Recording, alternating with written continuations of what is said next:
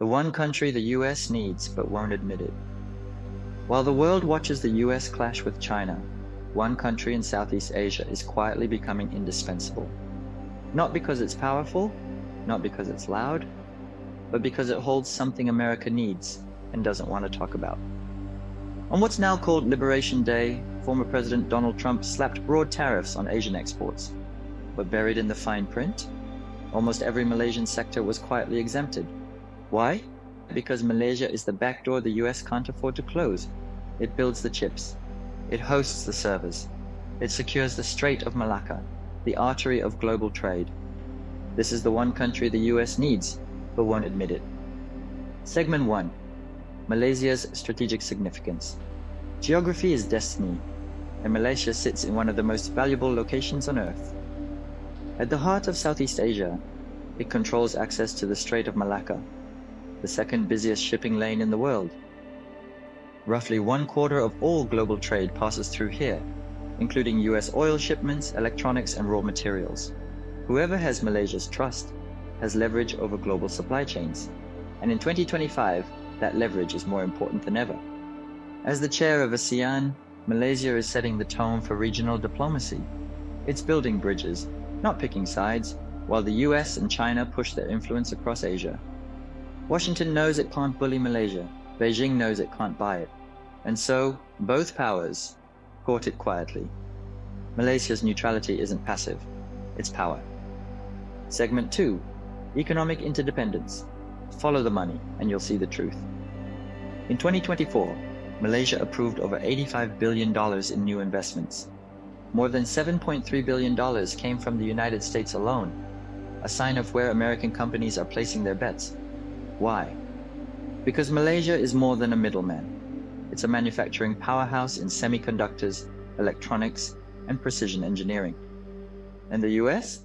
It's hooked. In 2024, Malaysia exported $43.4 billion worth of goods to the US, making America one of its top trading partners.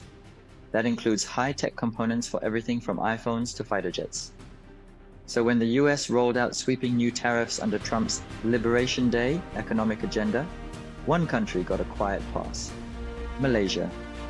Almost all Malaysian sectors exempted. Because even when Washington talks tough, it can't afford to lose Malaysia.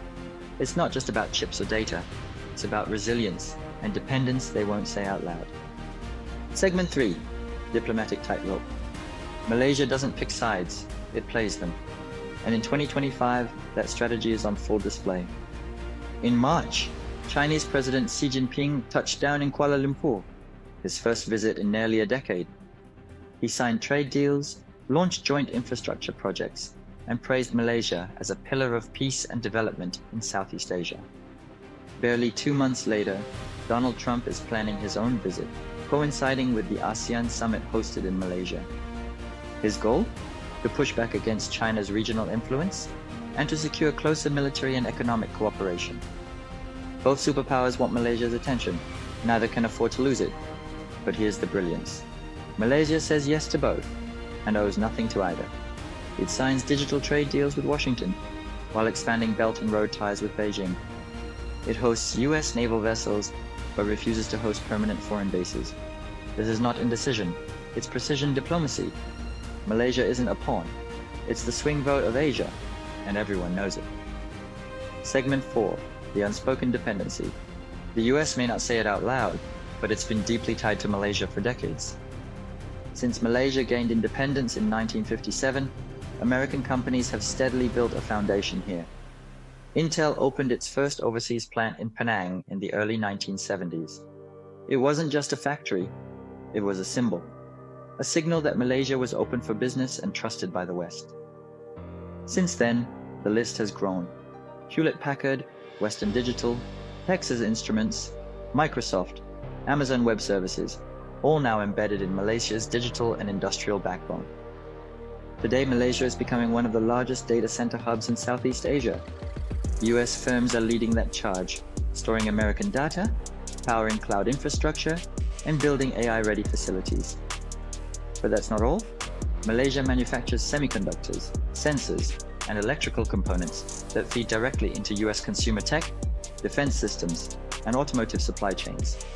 It's not just a trading partner, it's a node, one the US depends on to stay competitive. Yet in Washington, you rarely hear its name. Why? Because it's easier to talk about allies you control than partners you quietly need. Segment 5. Future prospects and challenges. The future looks bright, but not without risks. Malaysia's rise depends on its ability to stay neutral while the world polarizes. And with the US and China hardening their positions, walking that tightrope gets harder every year. Still, Malaysia is holding the line and being rewarded for it. When the US announced sweeping tariffs on Asian imports, two Malaysian sectors were quietly exempted: semiconductors and pharmaceuticals. Why? Because the US can't afford a disruption in either. Malaysia produces chips essential for US tech giants and active pharmaceutical ingredients, APIs, used by American hospitals and defense contractors. Losing that supply? Unthinkable. But this dependency is a double-edged sword. As Malaysia's importance grows, so does the pressure from both superpowers to take sides. It will need to diversify its alliances, invest in its own innovation, and protect its political independence. Because the moment Malaysia becomes predictable, it stops being powerful. Its strength lies in its flexibility and in its refusal to be anyone's proxy. Segment 6. American companies and Petronas. There's another reason the US needs Malaysia, and it runs deep beneath the ground. Petronas, Malaysia's state-owned oil and gas giant, is one of the most influential energy players in the region, and American companies are deeply embedded in its operations. For decades, US energy giants like ExxonMobil, Hess Corporation, ConocoPhillips, and Halliburton have partnered with Petronas on upstream exploration, LNG exports, and deepwater drilling. Together, they've tapped into Malaysia's massive reserves, fueling not just Malaysia's growth, but helping stabilize global energy markets. With energy security now a global priority, especially after years of geopolitical disruptions, Malaysia's stable, business-friendly oil sector is a quiet asset Washington can't ignore. Petronas isn't just selling oil, it's managing strategic energy flows to Japan, to South Korea, to the US, in a time when every drop counts. And for American companies, doing business with Petronas means more than profit. It means access, security, and long-term leverage in a resource-hungry world.